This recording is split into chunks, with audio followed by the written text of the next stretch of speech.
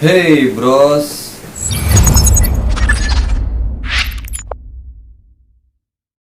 gua Daru dari kamar gelap tentunya. Balik lagi di room history yang penuh cerita-cerita nyata. Oke, jadi gua bertiga di sini. Di sebelah kanan gua ada siapa? Mamen, Ya, pasti kalian kenal lah ya kan? mamen dong. Manusia cemen kalau explore. Oke, di sebelah kiri gua. Momo Nicholas Oke, kalian juga pasti udah kenal juga lah di channel sebelah. sebelah. Cek channel sebelah. Bukan berarti gue udah keluar gitu. Gue pengen jelasin ke kalian lagi nih buat bros-bros. Kenapa gue bikin room history ya man? Iya, benar. Kita Coba jelasin, Nak. explore dari kamar gelap official mungkin gua kurangin karena udah terlalu Pandemik juga. pandemi, Nggak bisa ya. keluar lah. Iya. Tempat Jadi, susah. Gua bikin yang berbeda di konsep room history ini. Jadi kayaknya lebih seru sih kalau gua Iya. menceritakan dengan satu. Yang punya cerita di sini lo yang mau. Iya. Gue akan menceritakan pengalaman gue Oke. Pribadi tuh Jadi ya. pribadi. Waduh. oke, bros, buat kalian di like, di komen, di share, dan subscribe channel Kamar Gelap Official. Jadi buat kalian stay terus simak video ini sampai habis. Let's go.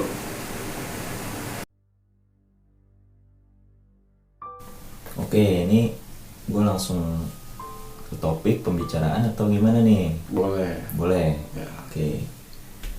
Gue mau cerita beberapa tempat yang menurut gue ekstrim kan. Yang menurut gue paling ekstrimnya di antara mereka tempat ini maksud gue itu cuma satu yang benar-benar menurut gue creepy lah. Yang jelas posisinya itu adanya di daerah yang dingin. Oke. Di daerah yang dingin. Tahu itu di mana. Gue nggak bisa sebut nama tempatnya juga. Ya villa Sebuah ya. rumah, villa. villa. Villa kosong. Bukan villa kosong apa? Masih ditempatin, cuma Lo berlibur lah di situ. berlibur, Oke. gitu, bertamasya. Menemukan hal-hal aneh ya. Iya. Tujuan gue kan, oke gue suntuk nih di Jakarta, gitu. Gue mau keluar gitu kan. Nah kebetulan bocah gue, teman-teman nongkrong gue itu, yaudah yuk kita berangkat. Gitu. Oke. Tempat Iya, yang Pak. dingin. Itu gue kalau nggak salah 2 hari 2 malam, karena Di situ. karena memang kan posisi libur Ya. panjang. Nah di tempat itu gue ketemu penjaganya dulu nih gitu. Kata penjaganya, mas kalau mau pulang sebisa mungkin dibersihin ya tempatnya. Oke. Gitu. Ini pesan dari si penjaga. Nah kan yang kita tahu nih mau keadaan apa gimana pun tempat yang nggak harus bersih juga karena kan kita udah bayar uang kebersihan. Oke. Kan Iya gitu. benar sih benar. Ini maksudnya bersih apa dulu nih? Nah, Kan gitu kan. kan gitu. Ya, itu. So, gue kan istilahnya dari kecil six sense ya, Oke. dengan Lo bisa hal-hal melihat seperti itu sesuatu, udah biasa merasakan, gitu. ya. Tapi di satu sisi mereka itu bukan jahil, gitu.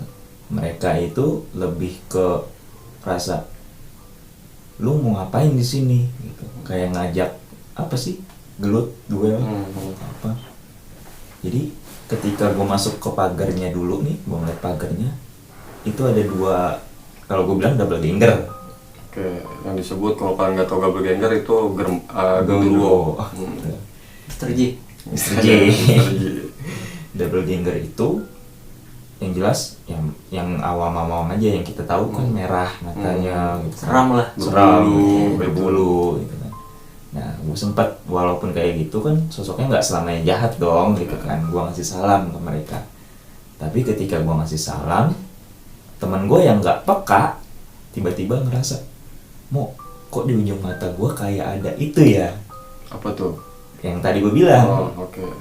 Kata dia, gue ngeliat itu posisinya persis sama yang gue lihat gitu.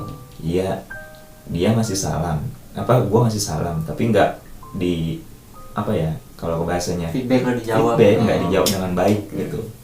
Artinya kan yang gue khawatirin nih tujuan kita ke situ yang mereka pikirkan macem-macem gitu. Gue nggak tahu apa yang udah-udahnya yang nyewa villa itu berbuat macem-macem kan gue nggak tahu. Iya. Gitu. Bisa jadi pernah terjadi sesuatu atau apa gitu. Nah ketika masuk itu kalau nggak salah kamarnya 12, Kayak gede berarti ya. gede Gila ya. karena villanya JT-JT-an lah. Kebayang lah. Kebayang lah. Kebayang Itu sih. kolam renang ya kan. Ketika masuk, hawa yang gua rasa adalah bener-bener panas. Oke. Panasnya itu bukan panas gerah, tapi kayak ya lu masuk di ruangan, tapi kayak ngerasa lu digempet beberapa orang. Padahal nih lo di puncak kan dingin tuh. Iya. Tapi di sini panas ya. Panas gitu. Kayak gua bilang kok gua nggak bisa ngelihat bentuknya, tapi gua ngerasa padat gitu. Berarti negatif tuh. Masih negatif gitu. Gua udah bilang ke anak-anak, coba lu yang punya niatan apalah dari Jakarta, lu singkirin dulu. Lu mau happy ya silahkan, tapi tahu tata krama. Karena setiap tempat itu kan pasti ada gitu kan. Ya. Seenggaknya lu Sopan santun. gitu, attitude. Ya. Nah, ketika malam pertama gua posisinya tuh tidur jam 1 kalau nggak salah. Jam 12 gua denger nih. Jadi ada satu kamar yang istilahnya bener-bener nggak boleh dibuka. Oh gitu. Ada satu Satu ruangan kamar. yang nggak boleh. Dan adanya jadi nih kamar benar-benar kayak kosan gitu kan. Tapi Nah, alasan penjaganya kenapa nggak boleh dibuka itu kenapa tuh? Lu udah tahu tapi penyebabnya. kalau buat Iya, telisik ada pesannya kayak gitu. dia bilang pintu itu jangan dibuka dan jangan sekali-kali diketok, Oke. kata dia. Pesannya itu Pesannya. ternyata penjaga. Nah, teman gua ya tahu lah namanya anak muda kan pasti enjoying di sana ya kan. Ada yang mabuk lah apalah gitu Ada kan. remaja. Remaja gitu kan. Nah, prokes nih. Dia tahu-tahu mau lu kan dapat pesan kamar mana yang nggak boleh, kamar ujung. Dia pintunya beda sendiri, Oke. jadi berhadapan-hadapan nih 12. Nah, yang pintu Kayak lorong gitu kan ya? lorong. Yang ke-13 madepnya ke arah lorong itu. Jadi kayak tusuk sate gitu. Nah, Oke. madepnya ke situ. Diketok sama dia, tok. Tidur tuh bocah tepar tuh, ya kan, yang lain tepar. Nah, gua sama teman gua maksudnya, sama yang bisa juga gitu menurut gua peka dengan hal itu. Dia ngomong, mau gua dengar suara kayak bambu diketali terus kayak ada yang ngayunin. Wah, Ngerek, anjir. ngerek. Kemarin sih. Ngerek. Gue denger, gue bilang. Tapi sampai saat ini gue nggak merasa terancam. Kan ada ketika wah dia ada nih di situ, kayak ada rasa terintimidasi kan lu, takut gitu kan. Ini gue nggak ada gitu. Oke, kita istirahat. Nanti kalau misalnya di salah satu di anak-anak ada yang aneh-aneh, itu baru kita telusurin kenapa. Oke. Gue tidur nggak sampai 1 jam, setengah jam gue bangun. Di dalam mimpi gue itu di kamar itu nggak taunya ada yang bunuh diri. Oh, wah gila. Di kamar itu ada yang bunuh diri. Oke. Gue ngotot dong, namanya gue lebih penting keselamatan orang lain gitu. Oke, gue nggak bakalan kenapa-napa karena gue peka dengan hal itu gitu. Yang gue khawatirkan yang nggak peka ini gitu Karena kan. kan lo tahu aturannya Tahu aturan. dan mereka yang ya biasa-biasa juga kan nggak tahu. Nggak tahu gitu, malah nyeleneh mungkin Iya. gitu kan. Yang awam mungkin. Awam. Nah, akhirnya gue temuin lah penjaganya. Kita ngomong empat mata, Pak, saya mohon Bapak kalau cerita sama orang, sama siapapun, pintu itu kenapa nggak boleh dibuka, kasih alasan. Betul. Harusnya gitu. Karena kan dari pihak mereka mungkin ada tujuan tertentu, misalkan saya nggak boleh karena sama atasan saya nih, sama yang punya tempat ini nih gitu. Akhirnya konfirmasi ke yang punya, diizinin gitu. Diizinin, akhirnya dibuka di situ. Di situ nama ininya adalah Elisa, Si yang Cewek. gantung diri, iya, perempuan. Masih muda.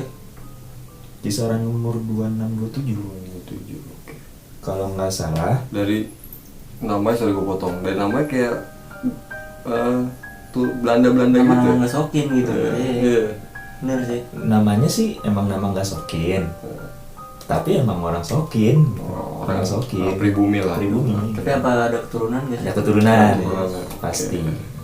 Nah, dibilang si Elisa ini pernah jadi bisnis prostitusi kayak gitu. Oh. Jadi Ya, anak-anak yang dulu pernah di situ gitu. menyewa lah, Oke. gitu kan namanya ini suntuk gitu kan, menyewa mereka. Pakai Hmm. ngerasa kok kayaknya ada yang aneh nih sama badan gua gitu. Ya kan? Dan itu seingatnya penjaganya itu dia sempat nyewa 1 bulan. Oke. Artinya kalau ada apa-apa kan dia lebih tahu. Iya. Seharusnya. Iya. Iya. Si Elisa ini ngerasa oke, gua udah berbadan 2 gitu.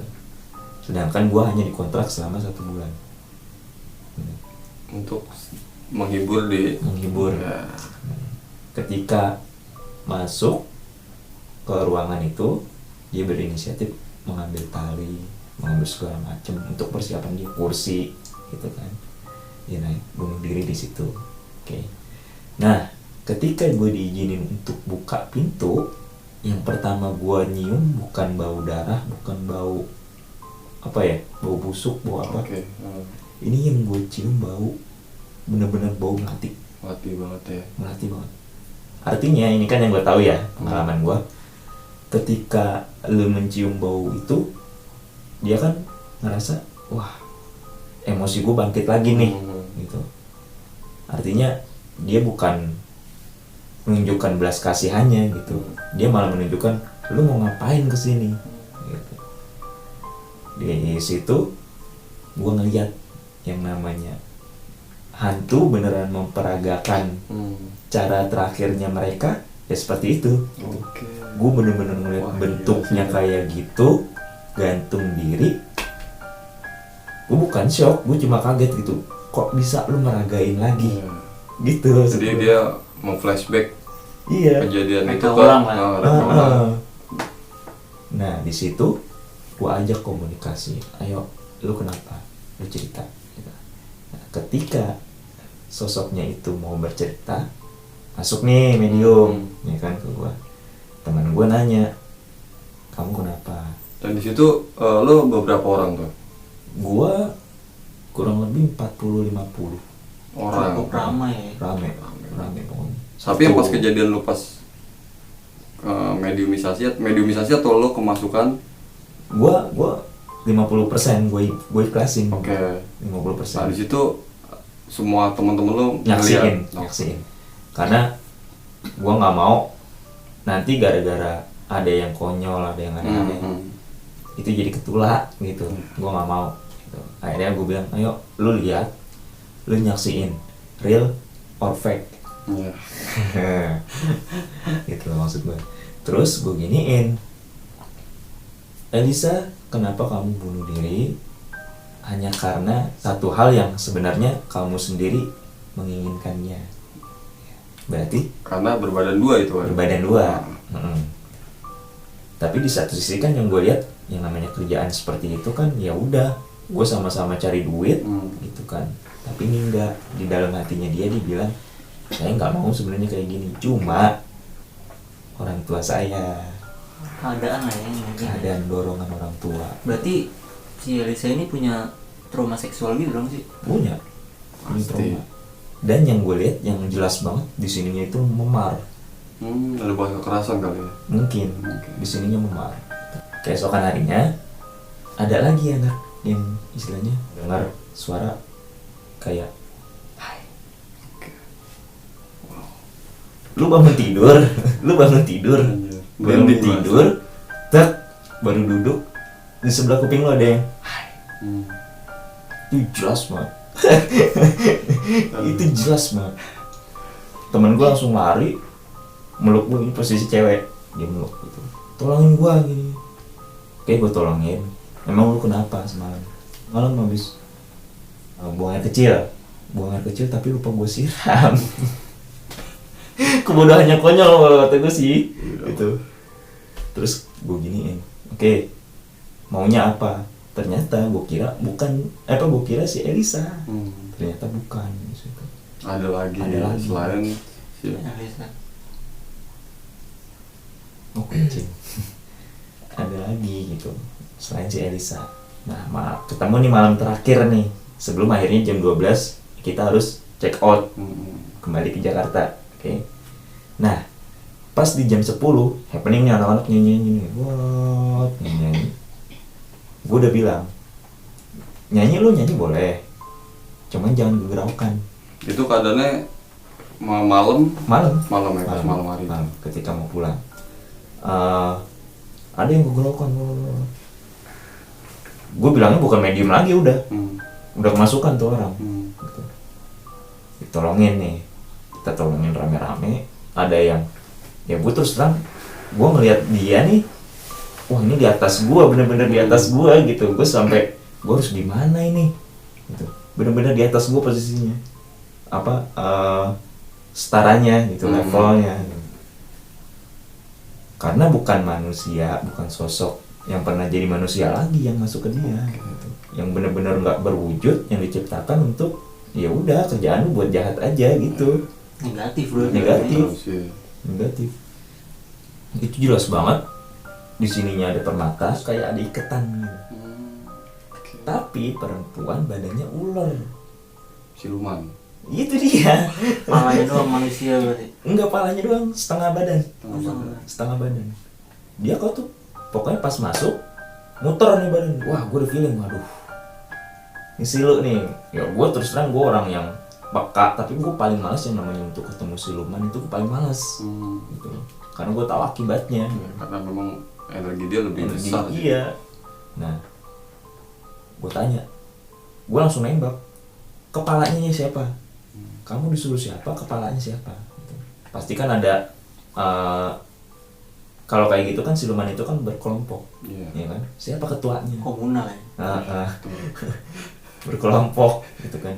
Terus dia bilang saya ketuanya. Enggak, gue karena berani ngomong enggak, gue nggak ngerasa diserang gitu, gue enjoy. Enggak, bukan. Panggil ketuanya, bicara baik-baik sama saya.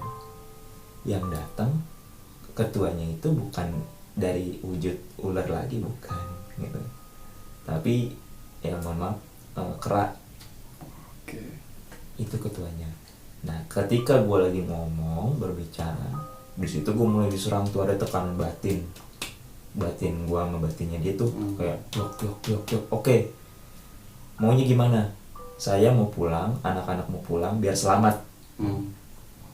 Dia jawabnya gini, siapapun yang bisa masuk ke sini dengan sembrono, kita nggak akan kasih selamat.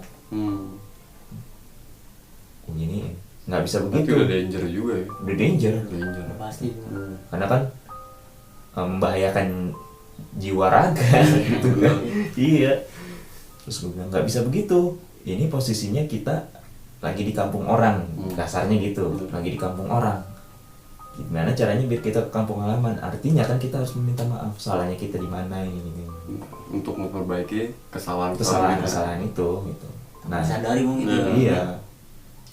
Nah, terus dibilang ada beberapa anak yang nggak pakai attitude, perkataan kotor itu paling kita nggak suka. Nah, terus gue giniin, oke, saya makasih dan saya sekali lagi saya minta maaf. Merasa kayak gitu dengan maaf dari gue nih, dari gue pribadi gitu, keluar. Tapi setelah itu gue bilang kok kayak ada pasukan nih di belakang gue. Lanjut lagi tuh ya. Iya, kayak ada pasukan belakang gue. Ternyata istilahnya dia beberapa klan berkumpul di situ. Istilahnya ada yang seneng, ada yang enggak, ada yang marah, ada yang iya, rame, campur aduk. Itu jendela posisi ditutup semua pas gue ini, karena gue request gitu, ini jendela tutup, kalau mau nolongin jendela tutup supaya apa, yang namanya makhluk gituan kan bisa nempel di kaca, bisa nempel di kaca, bisa balik lagi, yang gue tahu seperti itu. Gue tahu gue. Iya. Menarik. Iya. Nah, ketika itu udah selesai, gue suruh buka. Gue udah feeling, ini di depan rame, ini di depan villa, bener-bener rame. Pas dibuka, wah, yang namanya ada trisulanya, ada apanya, itu bener-bener berjejer pasukan. Kalau gue hitung, gue nggak bisa ngitung berapa banyaknya. Bener-bener banyak. Dan gue sama anak-anak, so gue cuma bisa doa doang gitu, karena gue untuk ngadepin satu-satu gue nggak mungkin gitu. Kembali lagi salah satunya itu. Iya, tenaga gue sebanyak apa sih kan gitu. Itu yang bisa lu doang kan. Iya, posisinya di situ gue doang. Iya. Terus kata penjaganya, tahu-tahu nelpon, Mas, kok rame ya saya denger.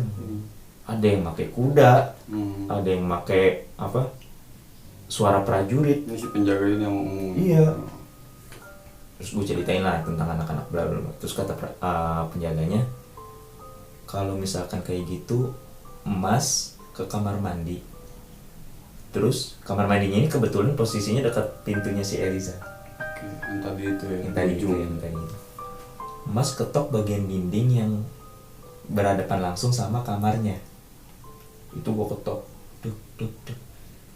Dari suhunya aja udah jelas berbeda banget langsung.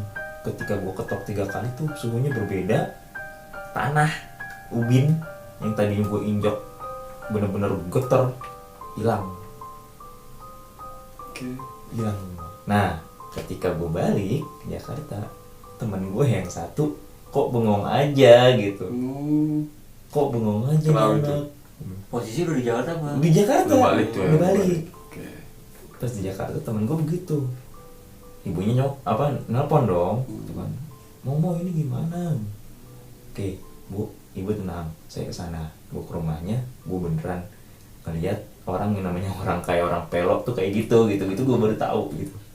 Ternyata gue astral tracking lah sama dia gitu. Lu di mana gitu? Maksudnya badan alusnya dia di mana gitu. Ketika gue cari, di situ banyak pohon berjejer. Itu dia lagi ngumpet di situ, saking takutnya sama Oke. mereka yang nggak kelihatan. Sampai badan alusnya bisa lepas dari situ. Itu sih asli. Ngeri Bros. banget sih. Kacau. Gimana Bros? Jadi ini buat kalian kalau yang mendengar, kita sih sebenarnya nggak nakut-nakutin juga. Ceritanya si Momo nih, kisahnya yang dia berlibur di villa, Iya. gitu kan. Kejadiannya banyak banget yang aneh-aneh. Dan Yang itu positif ada nih. ya Menurut gue ya kan. Iya. Lu tempat orang ya lu punya attitude ya, lah. Itu. sopan santun. Sopan santun. Ya. Kan terutama sih kata-kata gitu. Iya. Karena Anak muda lagi kan. muda gitu kan. Kayak kita juga Mau sebenarnya Iya, anak muda sama juga. juga. Iya. Kadang-kadang kita suka nggak ngeh Suka juga nggak sih. ngeh. Walaupun hal kecil Iya. ya gitu. Tapi setelah itu langsung ditongolin. Iya sih gitu. Entah suara entah langsung wujud. Yap. Tapi untungnya sih gue nggak bisa sih. Untungnya tuh. Gimana buat kalian nih yang denger gitu kan, kalau misalkan menarik buat kalian bisa di komen ya kan. Dan juga buat bros-bros nih yang nonton video ini, siapa tuh punya cerita sama ya kan, kisah, Nah boleh tuh ya kan ceritain. Ntar diceritain lagi mungkin kan. mungkin bisa kirim di IG Kamar Gelap Official atau lewat email Kamar Gelap Official. Nanti kita bakalan ceritain pengalaman kalian. Yep. Oke, jadi thank you banget yang sudah stay dan nonton di room history-nya Kamar Gelap Official. Oke, jangan lupa like, comment, share, dan subscribe. Branding juga dong, jangan lupa Jangan branding lupa mungkin. branding. Iya. Oke, sampai berjumpa di video berikutnya. Bye.